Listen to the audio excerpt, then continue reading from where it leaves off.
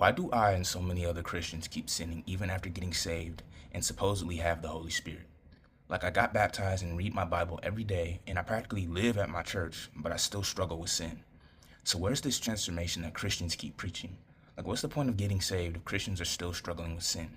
Like, no disrespect, but what exactly did Jesus do if his people are always struggling, even though he came to free us? Okay, so I answered one part of this question in my previous video, but in this video, I'm going to be focusing on a different aspect of this question. A lot of believers think repeated struggle means nothing is happening. They assume, oh, if I were really changing, this stuff would stop showing up. But sometimes the reason it is showing up is because God is exposing what needs to leave. People get scared when sin and pride, lust, fear, bitterness, insecurity, or ego rises to the surface. Think surfacing means failure. But many times, the surfacing is part of the refinement. The book of Malachi says that God sits as a refiner and purifier of silver. And that picture matters because when silver gets refined, the fire heats it up and the dross, which is the impurities, rise to the top.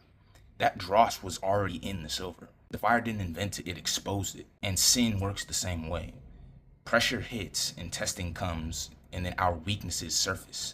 Old patterns flare up. And this is usually the moment people run to the altar, start crying, God, I sinned, God, I messed up, oh wretched man that I am. We start hitting God with all that.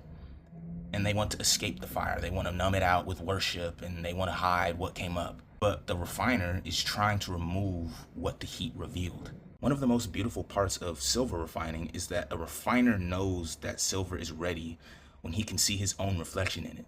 And spiritually, that means that God is after a life that reflects him.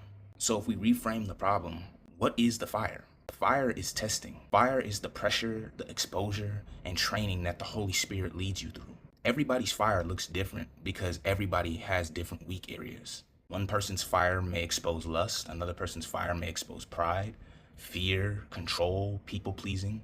The Holy Spirit trains people specifically. He doesn't give everybody the same workout plan. Fire is the tool that God uses to make us spiritually fit. It's like a spiritual weight room. And the Holy Spirit is like a personal trainer forming the same spiritual physique that was inside of Jesus. So to correct this mentality, stop panicking every time weakness surfaces. Ask better questions. Instead of saying stuff like, oh, why is this still in me? You need to ask God, what is God trying to remove from me right now? Do not escape the fire every time the heat gets honest. Let him skim the dross or the sin that surfaces when things get too hot. Let him expose your weak areas. Let him train that place in you that still collapses under pressure.